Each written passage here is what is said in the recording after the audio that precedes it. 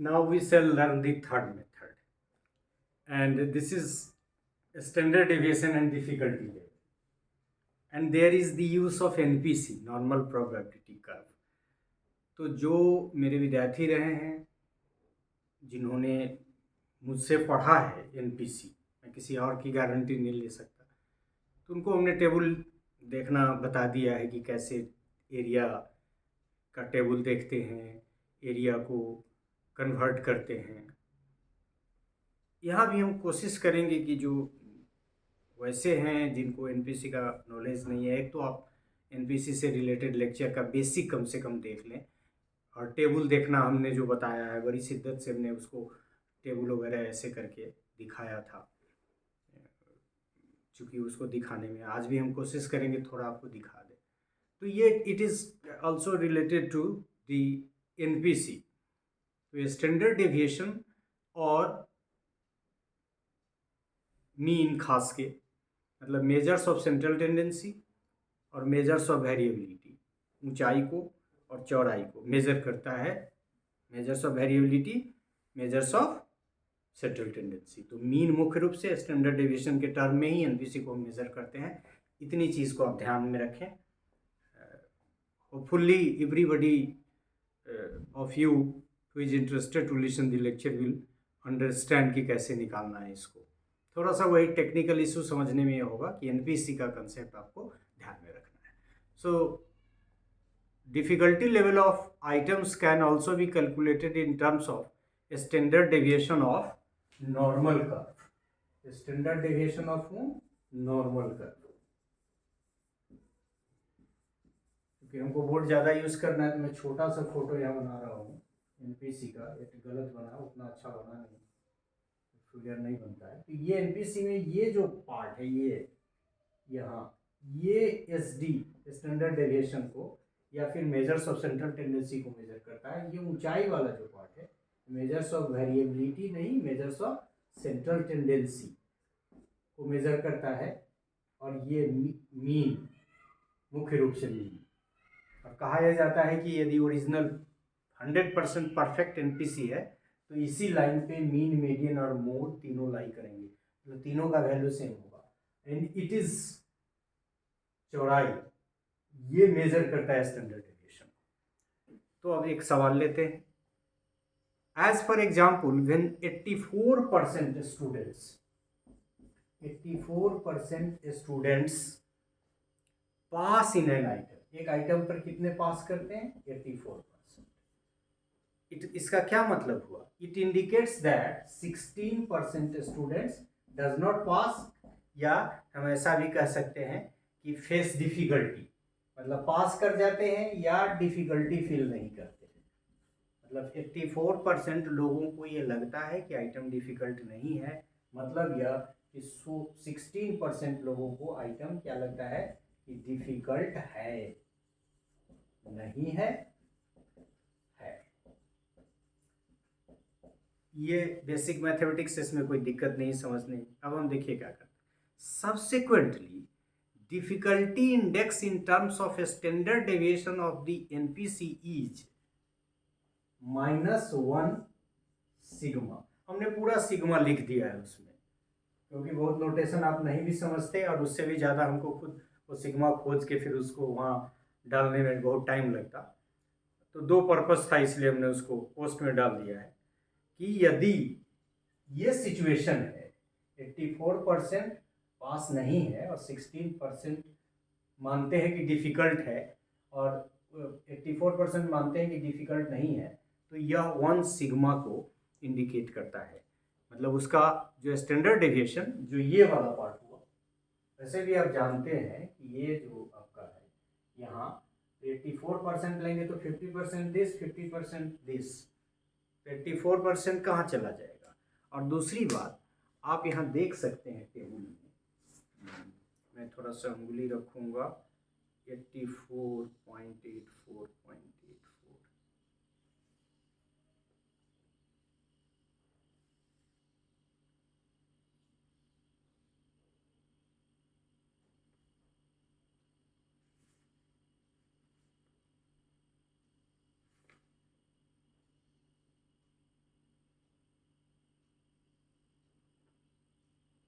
देखिए ये 1 सिग्मा, आप देख सकते हैं 1 सिग्मा के सामने, 1 सिग्मा के सामने वैल्यू, ये टेबल है, इसी टेबल को ये इंडिकेट कर रहा है और ये फिर एरिया सबको इंडिकेट कर रहा है। इसी की मदद से हम लोग इसको सॉल्व करेंगे। सो 1 का वैल्यू आप देख सकते हैं 84%, 84। आप इसको ध्यान रखें, फिर इसको हम, ये टेबल आप अपने से आपके पास है, इसको देख लीजिए, इसको समझ लीजिए, इसी से संबंधित है।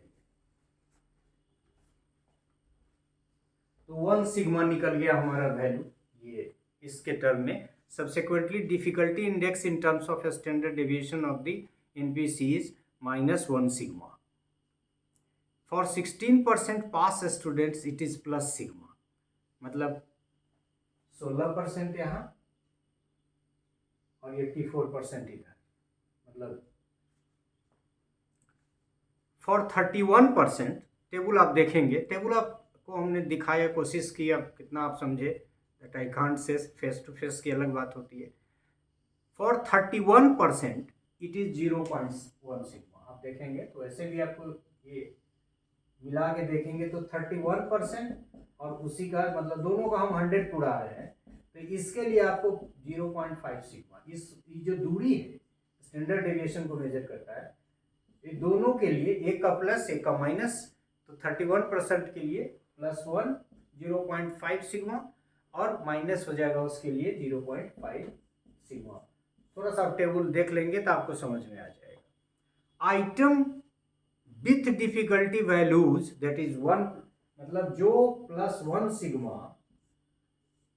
टू -1 सिग्मा के बीच में आते हैं, वो ऐसे आइटम को कह रहा है कि इसको रखना चाहिए। So item with difficulty values between +1 sigma to -1 sigma are usually retained. तो ये हमने सीखा। अब एक और एग्जाम्पल हम लेंगे, वो इसलिए कि उसमें टोटल टेस्ट का हम निकालेंगे, तो उससे थोड़ी सी और आपको समझ होगी। तो 16% के लिए +1 सिग्मा, 84% के लिए -1 सिग्मा, क्योंकि 84% हल्का बाईं तरफ जाएगा, बाईं तरफ एक माइनस को इंडिकेट करता है, इधर प्लस को इंडिकेट करता है।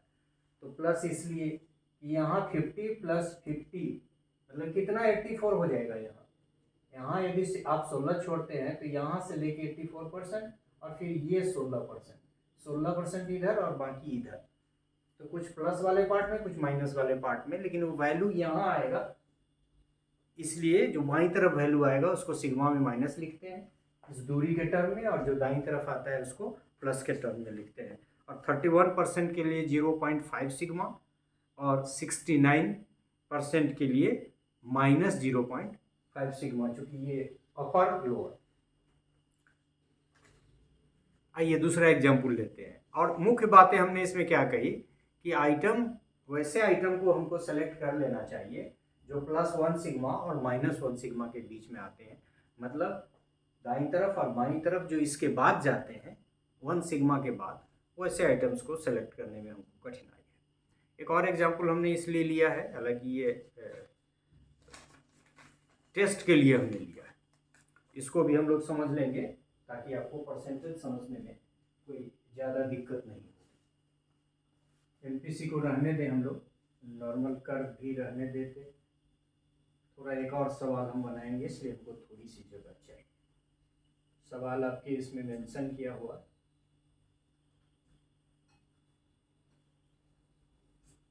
उससे आपको थोड़ा परसेंटेज और क्लियर।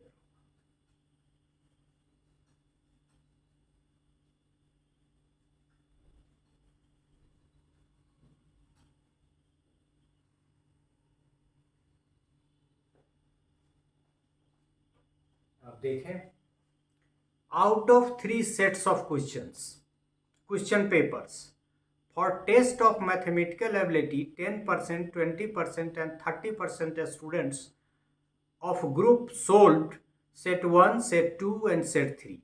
मतलब 3 सेट के क्वेश्चन स्टूडेंट को दिया गया जो मैथमेटिकल एबिलिटी से संबंधित था, उस पे जो लोगों ने सोल्व किया मैथमेटिकल एबिलिटी का, तो सेट 1 को 10% लोगों ने, सेट 2 को 20% लोगों ने और सेट 3 को 30% लोगों ने सोल्व किया।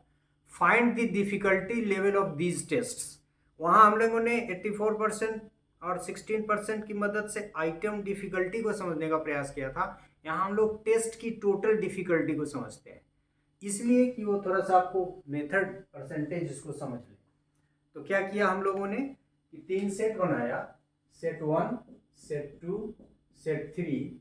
इस पे 10%, 20% एंड 30%। क्या हुआ, लोगों ने इस आइटम को अटेम्प्ट किए या फिर उसको सही किया या सोल्व कर दिया। अब हमको तीनों का डिफिकल्टी लेवल निकालना है। For first set 10% student solve, it means 90% क्या किया, नहीं सोल्व किया। इसमें 80% नहीं सोल्व किया और इसके लिए 70% लोगों ने सोल्व नहीं किया। इसमें कोई आपको समझने में दिक्कत ही नहीं है। So we have to find the points of the normal distribution. ये वाला points of the normal distribution within which above 10% and below 90%, that is total 100% students lie। मतलब 10% यहाँ, बाकी ये 90% इधर का, इसको हमको निकालना है। तो कैसे निकालेंगे? upper 10% of NPC will lie in the right positive side। Obvious है कि इधर राइट साइड में पॉजिटिव वाला वैल्यू लाई करेगा। we know that right part contains 50%। मतलब यहां से लेके यहां तक कितना परसेंट है, 50%। तो बिटवीन मीन, मतलब यहां मीन है, इस पे उन्हें कहा भी between mean and upper 10% how many cases are there, 40%। यही मीन वाला कंसेप्ट वहां भी लागू होगा, मीन के बाईं मीन के दाईं। तो मीन और 10% के बीच, 10% कहाँ, मान लीजिए इस पॉइंट पे, तो ये एरिया ये कितना हो गया, 10% सॉरी राइट साइड में तो होगा ही। तो मीन और अपर 10% के बीच में 40% केस लाई करते हैं। एरिया टेबल, फिर हम आपको एक एरिया टेबल दिखाएं। 30 वेरी नियरेस्ट वैल्यू पे मैं उंगली रख लूँ, 39 आप देख सकते हैं, यहाँ मैं लाऊंगा। अब देखें, ये यहाँ देखें, ये वैल्यू जब आप देखेंगे यहाँ, तो ये 39 है, 39.97। इसी बात को हम कहने जा रहे हैं कि ये वैल्यू यहाँ आप देखेंगे यदि, तो कहाँ है 1.2, और 1.2 के सामने क्या है 1.28। मतलब ये एरिया कितना हुआ 1.28।